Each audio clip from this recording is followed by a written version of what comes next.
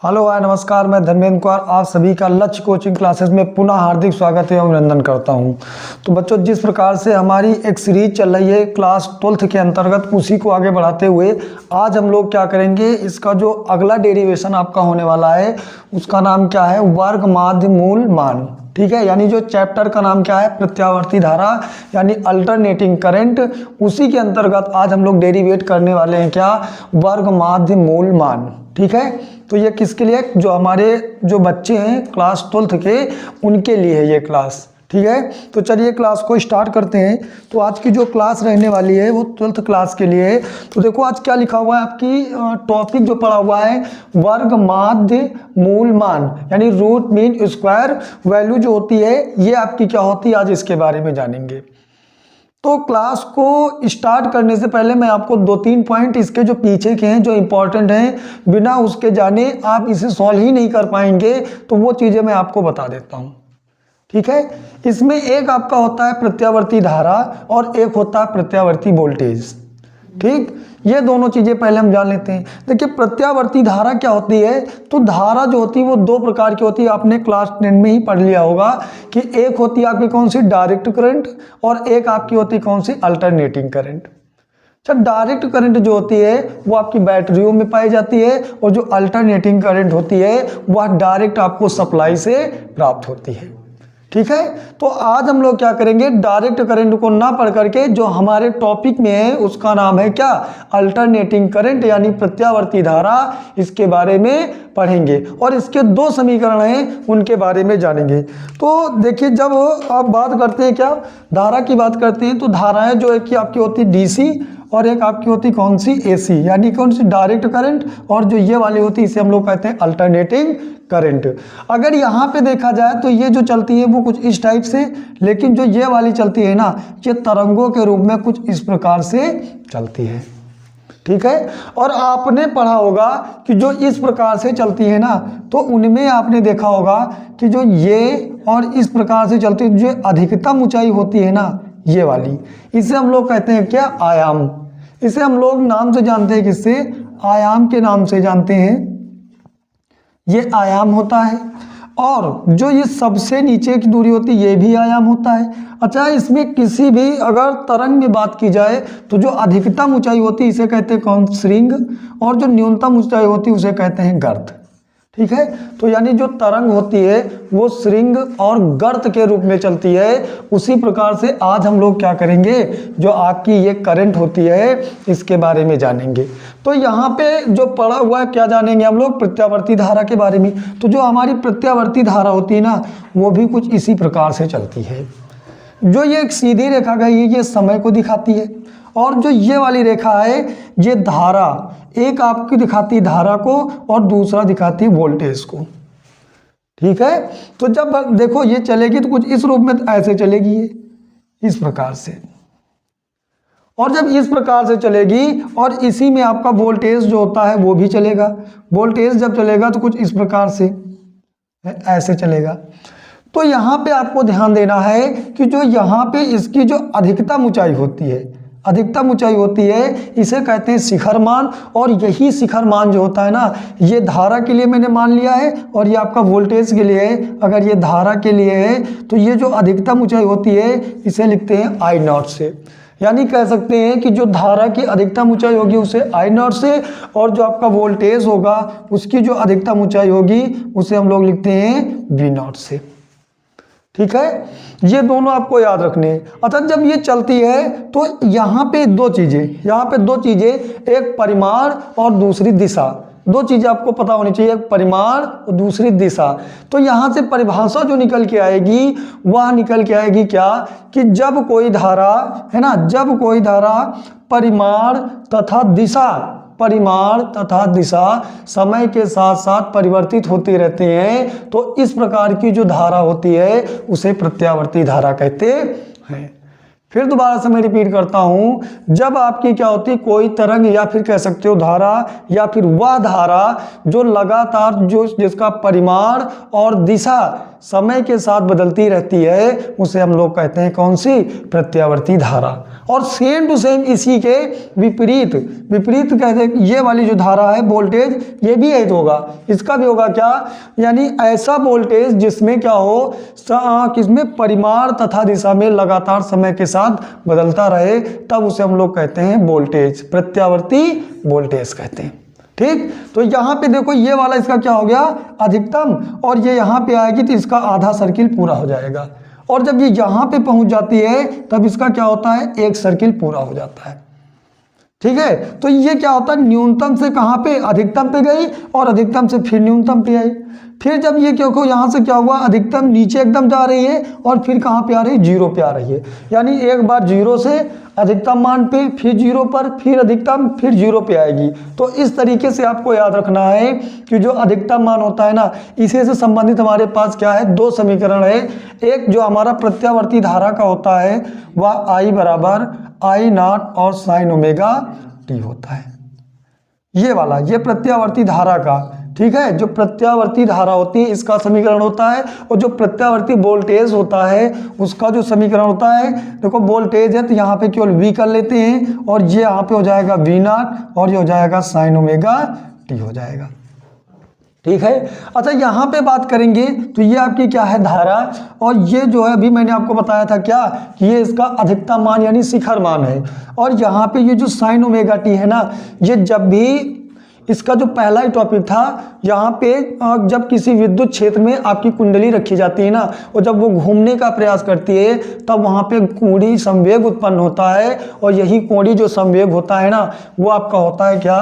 कोणीय संवेग ओमेगा बराबर होता है क्या? Theta upon T. यहीं से निकल के आया है, अगर यहाँ पे मान निकाले तो इधर आएगा तो हो जाएगा क्या? ओमेगा और टी हो जाएगा। यही मान यहाँ पे उठा के रखा गया है। बात समझ में आ गई? तो इन दोनों को आपको याद रखना है। ये जो आपका समीकरण है ये प्रत्यावर्ती वोल्टेज का है, और जो ये वाला समीकरण है ये प्रत्यावर्ती धारा का है। ठीक है, जब अगली क्लास आएगी तब मैं आपको इनकी दोनों की डिफिनेशन सहित बताऊंगा, लेकिन जो आज की आपकी हेडिंग पड़ी हुई है उसका नाम क्या है? वर्ग माध्य मूल मान, मुझे ये जानना है। आखिर मैंने फिर इन दोनों को क्यों बताया? क्योंकि यहाँ पे इन दोनों जो समीकरण दिए हुए हैं इनका यूज है, इसलिए मुझे इनको बताना आपको पड़ा ही पड़ा। इन दोनों को आपको ध्यान में आ गया होगा। चलिए इनको मैं क्या करता हूँ, फटाफट इसे कर लेते हैं, इसे मिटा देते हैं। ठीक है, इसे इरेज कर लेते हैं भाई।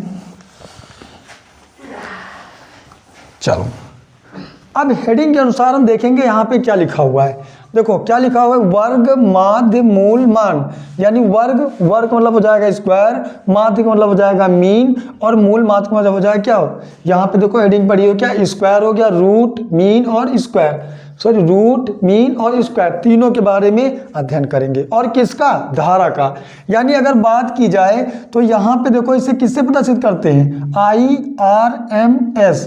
R का मतलब हो गया क्या? रूट, M का मतलब हो गया मीन, और S का मतलब हो गया क्या? स्क्वायर।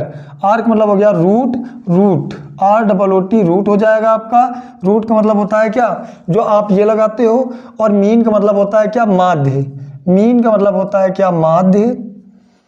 और जो S होता है इसका मतलब होता है क्या? इसका मतलब होता है स्क्वायर। ये तीनों होते हैं। ठीक है, स्क्वायर होता है यानी पावर 2 जिसकी भी लग जाए, जो भी हमारे पास संख्या दी हुई हो, जो भी संख्या हो। ठीक है, अब यहाँ पे क्या करेंगे? इसी बात को लिखेंगे। यहाँ पे क्या लिखा हुआ है? जो कह रहा वर्ग माध्य मूल और मान। तो चलिए क्लास को स्टार्ट करते हैं ना, तो आगे बढ़ जाते हैं और क्लास को स्टार्ट करते हैं। फिर दोबारा से थोड़ा सा टेक्निकल समस्या आई थी, वो दूर हो गई है, और अब क्या करते हैं? क्लास को रीस्टार्ट करते हैं। तो क्लास में मैंने आपको क्या बताया था कि यहाँ पे क्या रूट लिखा हुआ है, मीन लिखा हुआ है, स्क्वायर लिखा हुआ है। ये जितनी भी सारी चीज़ें लिखी बस इसी चीज़ को अप्लाई कर देना है और इसे डेरिवेट कर लेना, आपका काम हो जाएगा। ठीक है, तो देखो क्या लिखा है? किसी प्रत्यावर्ती धारा, तो यहाँ पे लिखेंगे क्या? प्रत्यावर्ती धारा। वो प्रत्यावर्ती धारा को किससे प्रदर्शित करते हैं? I से। हो गया। फिर क्या कह रहा है? धारा के एक पूर्ण चक्र। एक पूर्ण चक्र का मतलब होता है जैसे मैं धारा बनाऊं तो एक या आधा, और यहां तक आएंगे तो एक पूरा चक्कर हो जाता है। कह रहा कि एक पूर्ण चक्र के लिए माध्यमान के वर्ग, यानी जो आपका माध्यमान दिया है उसका वर्ग, यानी अगर बराबर कर लिया जाए प्रत्यावर्ती धारा में, और जो भी आपका माध्यमान I का दिया हुआ है और इसका वर्ग, वर्ग का मतलब हो जाएगा कितनी? घात 2 हो जाएगी। और उसके बाद में कह रहा है क्या? कहला वर्गमूल, तो वर्गमूल मतलब कितना हो जाएगा, अंडर रूट लग जाएगा। को प्रत्यावर्ती धारा का वर्ग माध्य मूल मान कहते हैं और इसे IRMS से प्रदर्शित करते हैं। IRMS का मतलब होगा यहाँ पे आपका लग जाएगा क्या, RM और S तीनों लग गए। जो जो बातें उसने कही थी वही चीजें मैंने यहाँ पे लिख दी है। I बराबर RMS, R का मतलब हो जाएगा रूट, M का मतलब हो जाएगा मीन, S का मतलब हो जाएगा स्क्वायर, तीनों दिए हुए हैं। तो कह रहा किसी प्रत्यावर्ती धारा, तो जी बिल्कुल धारा हो गया।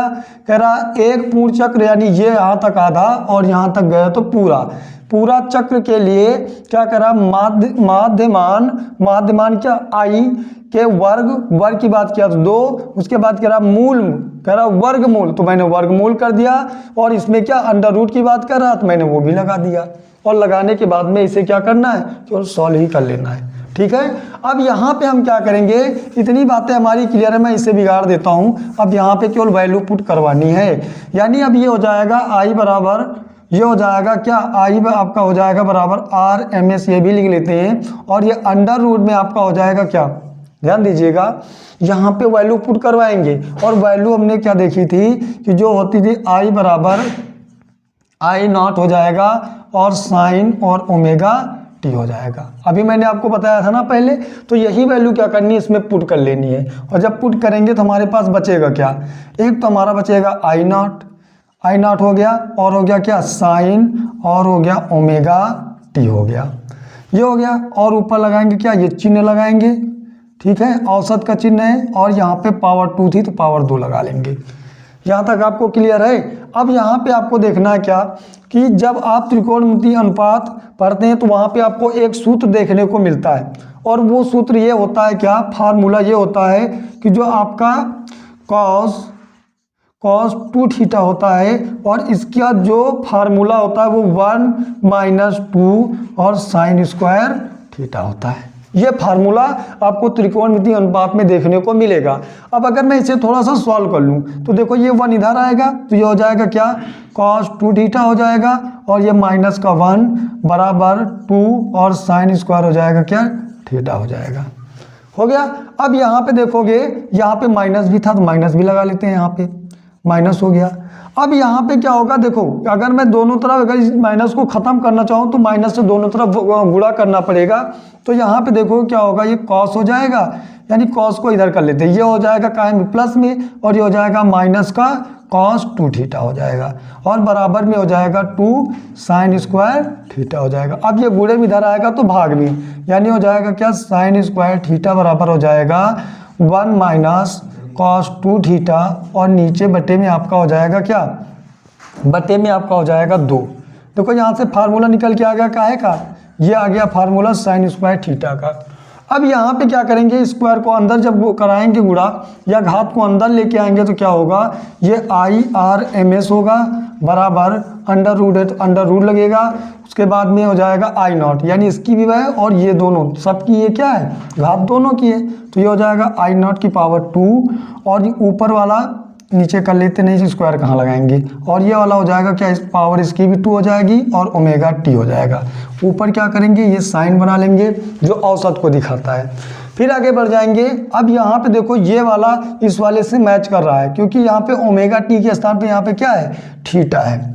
तो यहाँ पे क्या करेंगे, ये वाली वैल्यू के स्थान पे यहाँ पे रख लेंगे, क्योंकि थीटा के स्थान पे केवल चेंज ही हुआ है, तो रखेंगे तो ये IRM और S बराबर हो जाएगा अंडर रूट, उसके बाद में I0 और इसकी हो जाएगी ऊपर बार लगा लेते हैं, इसकी वैल्यू रखेंगे तो ये ब्रैकेट में हो जाएगा 1 - साइन और हो जाएगा क्या, 2 थीटा के स्थान पे क्या हो जाएगा, ओमेगा टी हो जाएगा, ओमेगा टी हो जाएगा, और नीचे हो जाएगा कितना 2, ये 2 हो गया आपका। अब यहाँ पे आपको ध्यान देना है कि जब मैंने आपको यहाँ पे इसका सर्किल बनाया था तो मैंने कहा था कि जब यहाँ पे आती है तब इसका आधा सर्किल, और जब ये पूरा कर लेती है तो इसका कितना हो जाता है, एक सर्किल। और एक पूरी सर्किल जब ये पूरा कर लेती है, देखो न्यूनतम से अधिकतम और अधिकतम से कहाँ पर, न्यूनतम पर पहुँच जाती है। और इसी में आपको याद रखना, जब ये न्यूनतम होती है ना, यानी 0 पे आ जाती है, तो ये आपका जो साइन ओमेगा टी होता है इसका मान हो जाता है 0। ठीक है। और यहाँ पे क्या है, मुझे एक चक्कर की बात करनी है, तो एक चक्कर की जब बात करनी है तो इसका मान कितना हो जाएगा, 0। और जब 0 हो जाएगा तो ये I/R/M और S बराबर हो जाएगा क्या, अंडर रूट, और ये I0 है तो I0 होगा, ऊपर बार लगा लेंगे, ये हो जाएगा 1 - 0 और नीचे हो जाएगा 2। यहाँ तक आपका क्लियर है, यहाँ तक आपका क्लियर है। नीचे और बढ़ा लेते हैं, ये I/R/M और S बराबर हो जाएगा अंडर रूट। यहाँ पे देखो इसका काम ही खत्म हो गया, तो हो जाएगा ऊपर बार और I0 और ये हो जाएगा कितना, 1/2 हो जाएगा। अब यहाँ पे स्पेस है नहीं, तो हम क्या करते हैं, इधर मैं सॉल्व कर देता हूँ, ठीक है। थोड़ा सा मार्कर साफ नहीं चल रहा है, चलिए। तो यहाँ पे देखते हैं, अगर थोड़ा सा और सॉल्व कर लेते, ये हो जाएगा I और R/M और S हो जाएगा बराबर, यहाँ पे देखो अंडर रूट है तो अंडर रूट को अंदर ले लेंगे, तो ये बन जाएगा अंडर रूट और ये हो जाएगा I0 को ऊपर बार, और ये आपका हो जाएगा नीचे वाला, ये भी आपका हो जाएगा कितना, अंडर रूट का 2 हो जाएगा। ये बात आपकी समझ में आ गई है। देखिए यहाँ पे एक छूट गया भाई, ये हो जाएगा, इसकी भी पावर 2 थी, इसकी भी पावर 2 थी और इसकी भी पावर 2 थी, तो यहाँ पर भी इसकी पावर कितनी हो जाएगी, 2 हो जाएगी। और जब पावर 2 हो गई तो ये पावर क्या हो जाएगी, कैंसिल हो जाएगी। जब कैंसिल कर देगा इसे तो ऊपर बचेगा I0 के ऊपर बार और नीचे बचेगा कितना, अंडर रूट 2। यही मुझे क्या करना था, सॉल्व करना था। बात समझ में आ गई है। तो ये जो फार्मूला आपका निकल के आया है, वर्ग माध्य मूल मान का फार्मूला आपके सामने निकल के आ गया है, ठीक है। तो इस वाले को आपको क्या करना है, इसे लिख लेना है, और एक बार आप इसमें क्या, अगर ना समझ में आया तो एक बार दोबारा से देख लीजिएगा, पूरा का पूरा डेरिवेशन आपका लग गया है।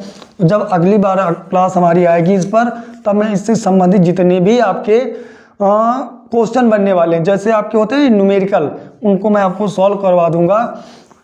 आप अगर स्क्रीनशॉट नहीं लिए तो पहले आप स्क्रीनशॉट ले लीजिए, फिर हम लोग आगे बात करते हैं, ठीक है। आपने स्क्रीनशॉट ले लिया होगा, अब आगे चर्चा करेंगे। तो ध्यान दीजिएगा कि अगर आप नए हैं तो चैनल को एक बार लाइक और सब्सक्राइब कर लीजिए, ताकि हमारी जो भी आगे की क्लासें आएँ उनका नोटिफिकेशन आपको प्राप्त हो जाए, ठीक। तो आज की क्लास को यहीं तक रखते हैं, मिलते हैं किसी अगली क्लास में नई ऊर्जा के साथ। तब तक के लिए bye bye, tata and take care.